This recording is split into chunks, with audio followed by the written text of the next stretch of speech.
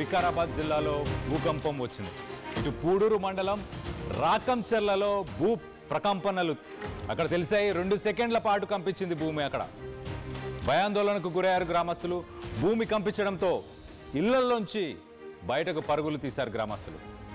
3 నెలల కిందట కూడా ఇటు వికారాబాద్లో భూకంపం సంభవించింది. వరుస భూకంపాలతో టెన్షన్ వాతావరణం నెలకొంది. హైదరాబాద్ ఎస్పెషల్లీ తెలంగాణకు సంబంధించిన భూభాగం డెక్కన్ ప్లాట్యూ, ఒక ప్లాట్యూ అని మనం చెప్పుకుంటాం. ప్రపంచంలో ఎక్కడ భూకంపాలు వచ్చినా తెలంగాణకు సంబంధించిన ఈ డెక్కన్ ప్లాట్యూలో భూకంపాలు వచ్చే అవకాశం అతి తక్కువ అని శాస్త్రవేత్తలు గతంలో కూడా చెప్పారు. మనకు అలాంటి దాఖలాలు ఇంతకుముందు ఎప్పుడు లేవు. కానీ ప్రస్తుతం ఇప్పుడు మాత్రం వికారాబాద్లో 3 నెలల కింద ఒకసారి భూకంపం వచ్చింది. మళ్ళీ ఇప్పుడు కూడా ఒక 2 సెకండ్లే భూమి కంపించింది. కానీ మొత్తం మీద ఇక్కడ రావడం అనేది అరుదు. కానీ ఇలాంటి సిచ్యువేషన్ ఇప్పుడు ప్రస్తుతానికి తెలంగాణలో ఎస్పెషల్లీ డెక్కన్ ప్లాట్యూలో ఇలాంటి సిచ్యువేషన్ ప్రస్తుతానికి అయితే నెలకొంది.